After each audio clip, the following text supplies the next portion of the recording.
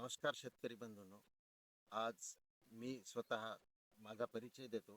माझा परिचय आहे रमेश देवराव बोरगडे. मी नर्सरी धारक आहे, स्वतः मालक आहे नर्सरीचा. आणि माझ्या नर्सरीमध्ये सर्व प्रकारचे फळझाडं, फुलांची झाडं, शोची झाडं सर्व आहेत. आणि त्या झाडांना नेट बांधण्याऐवजी मी पपईची सावली करण्याचा एक माझा हेतू होता. त्या पद्धतीने मी 3x6 पपईची लागवड केली. आणि त्या लावगणीमध्ये जसं आता मध्ये नर्सरीचे रोपं असतात, वरून पपईची सावली आहे. आणि सावलीमध्ये परत पपईचे आपल्याला उत्पादन सुद्धा मिळते.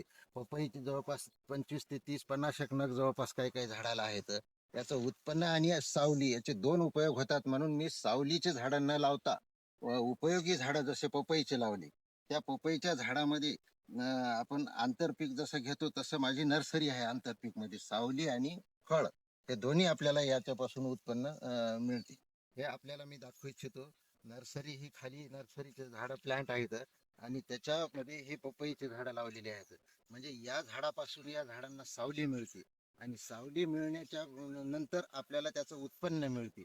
म्हणजे याचे दोन उपयोग होऊन राहिले आपल्याला. नर्सरीमध्ये एक मोहगनी नावाची ही जात आहे. तर ही सागासारखीच आहे.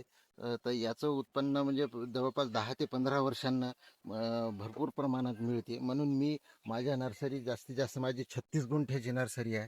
या 36 गुंठ्याच्या नर्सरीमध्ये मी पूर्ण राऊंडमध्ये जवळपास 100 मोहगनीचे झाडं लावलेली आहेत.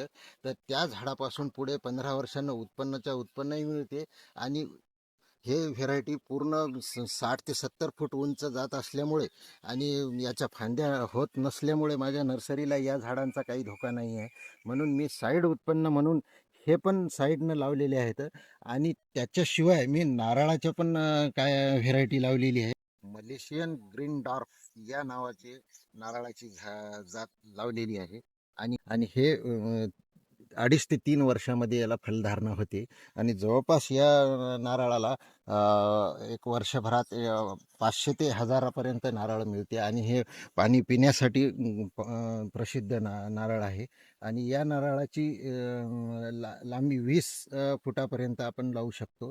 परंतु मी 15 फुटावर नर्सरीच्या साईड कंपाऊंड म्हणून मी 5 फूट माझ्या शेताच्या अंदरमध्ये लावून पूर्ण शेताच्या कंपाऊंडला 40 झाडं लावलेली आहेत. आणि त्या 40 झाडाच्या मधोमध एक फणसाचं झाड लावलेलं आहे. त्यामुळे 40 फणसाचे आणि 40 नारळाचे असे झाडं कंपाऊंड लावलेले आहेत.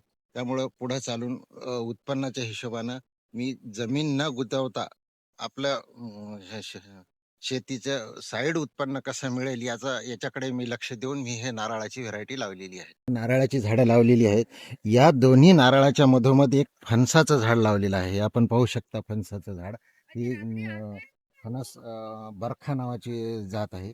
आणि याच्या बुडालाच फणसं लागत असल्यामुळे या दोन्ही झाडाच्या मधोमध एक झाड लावलं असल्यामुळे या नारळाला पण बुडाला फळं लागतात आणि फणसाला पण बुडाला पण. या दोन्ही झाडाच्या सावलीचा एकमेकावर काही परिणाम होणार नाही या उद्देशाने हे 40 फणसाचे आणि 40 नारळाचे झाडं लावलेली आहेत.